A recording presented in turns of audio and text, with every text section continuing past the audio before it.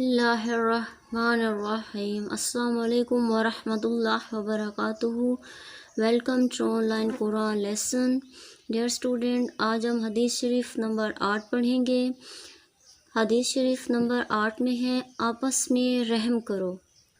قال رسول اللہ صلی اللہ علیہ وسلم من لا یرحم الناس لا یرحم اللہ۔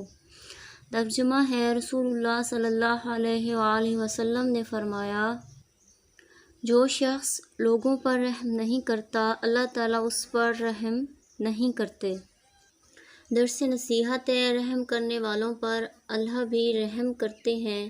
ایک روایت میں ہے، تم زمین والوں پر رحم کرو، آسمان والا تم پر رحم کرے گا۔ اسلام امن اور رحم کا درس دیتا ہے، بد امنی اور ظلم کا درس نہیں دیتا۔